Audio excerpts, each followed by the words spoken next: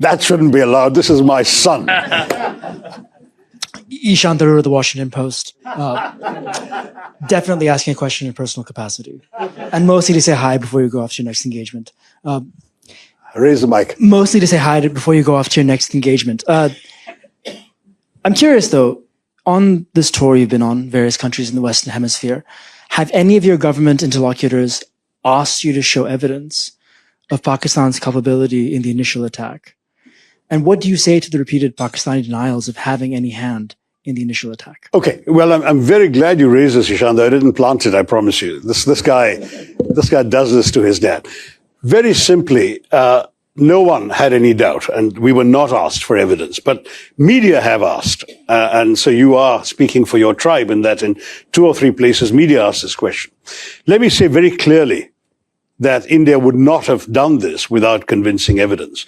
But there were 3 particular reasons I want to draw your attention to, all of you. The first is that we've had a 37-year pattern of repeated terror attacks from Pakistan, accompanied by repeated denials.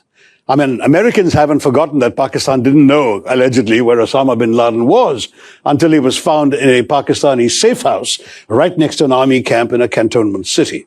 That's Pakistan. Mumbai attacks, they denied having anything to do with it. One of the terrorists was captured alive. His name, his identity, his address in Pakistan, everything was revealed. Under interrogation, he told us where he was trained, what was done.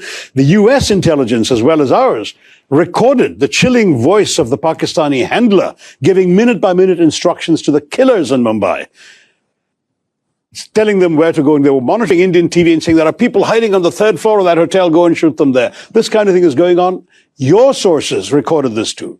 So we know what Pakistan's all about. They will dispatch terrorists. They will deny they did so until they're actually caught with red hands. That's the first. So I agree you're going to say, but that's circumstantial. Sure. Second point. The moment this happened, within 45 minutes or so of this happening, the terrorist attack, a group called the Resistance Front claimed credit. Who are the Resistance Front? They're a well-known proxy front of the Lashkar-e-Taiba, a banned organization listed by the United Nations, listed by the US State Department, which enjoys safe haven in the town of Muridke in Pakistan. The Resistance Front, evidence about the Resistance Front and its doings was presented by India to the UN Committee on Terrorism in December 2023 and repeatedly again in 24. But the problem was, of course, Pakistan too is a member of that committee. The Resistance Front was not listed by the UN, but its identity was known and publicized.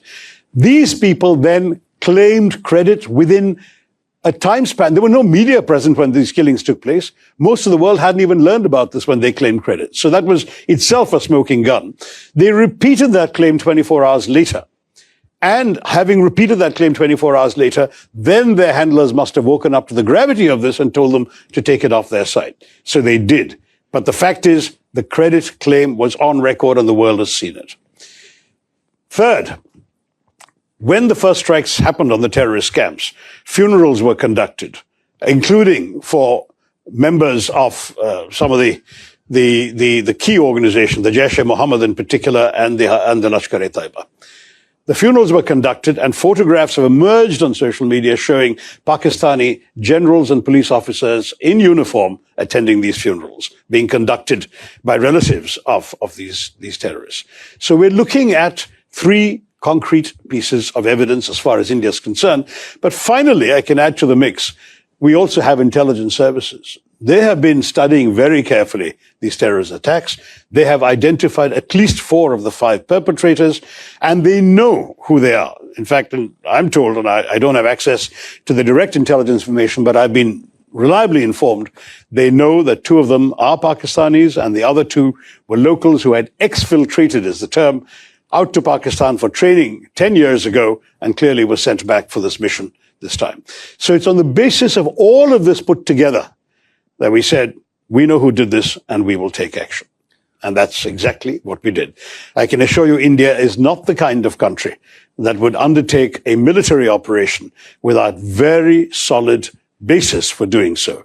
This was not some random terror attack. I must say our government counts 24 terrorist attacks in the course of last year emanating from Pakistan, but none of them required this kind of response. We dealt with them. We either got the terrorists or killed them. Minimal damage, very little loss of life. We dealt with it.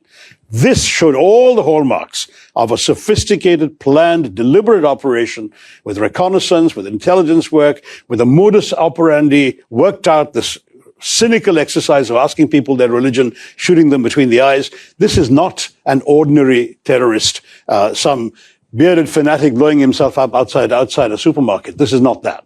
This is a serious quasi-military style operation, and it required a military response. Okay, as I mentioned, we have a hard stop at this time, and I regret we can't have more questions, but I want to thank very much our speaker, Dr. Tharoor, and thank all of you. There will be a posting on the council website of the transcript and video of today's meeting. So thank you again, Shashi. It's great. Thank you very much.